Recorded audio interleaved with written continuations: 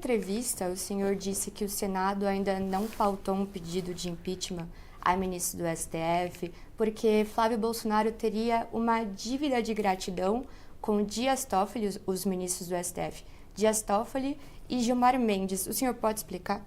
Sim, o senhor Flávio Bolsonaro, ele foi pego num desdobramento da Operação Lava Jato, lá em 2018, chamada Operação Furna da Onça, que é uma operação que aconteceu no Rio de Janeiro. E ela pegava os casos de rachadinha na Alerj. Não pegou só o Flávio, ela pegou o Flávio, ela pegou até o presidente da Alerj, pegou todo mundo. O Flávio, inclusive, curiosidade, ele nem era um dos maiores, não tinha os maiores números ali na Alerj, tinha deputados mais ousados do que ele, mas estava bem envolvido.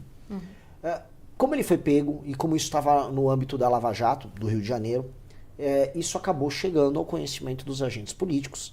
E isso, como ele agora teria foro privilegiado, porque ele se tornou senador em 2018, ele ficou em pânico. E aí o governo Bolsonaro teve que começar a ceder para o STF, ou o filho dele teria problemas, porque o caso da rachadinha levaria o Flávio à cadeia. Os crimes foram cometidos quando o Flávio era deputado estadual, que não tem foro privilegiado.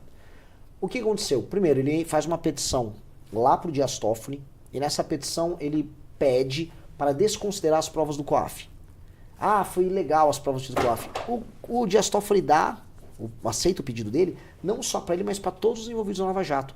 Então o Flávio já ajudou a soltar meio mundo lá na Lava Jato.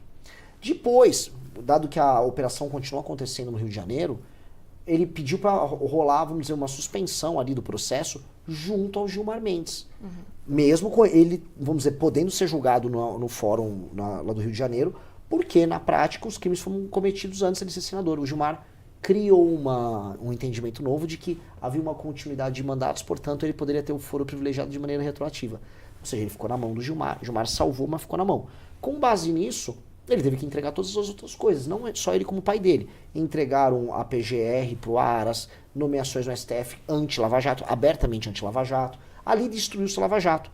E ali fez com que o Flávio fosse uma espécie de zumbi que trabalhava pro STF dentro do Senado para evitar, como por exemplo, a CPI da Lava Toga, que ele evitou.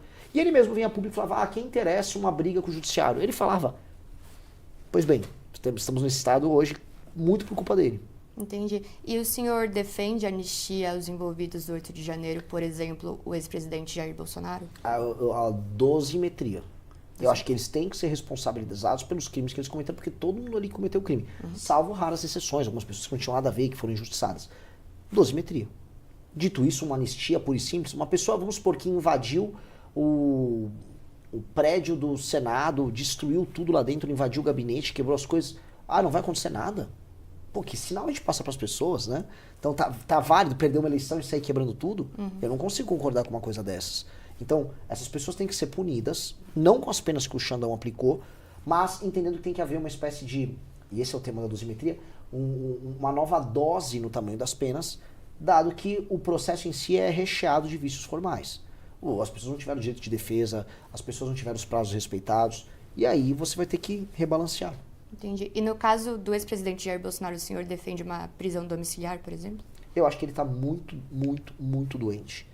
E eu acho que faz sentido uma prisão domiciliar para ele. A família Bolsonaro e o pessoal do STF tem que entender isso, especialmente o Alexandre.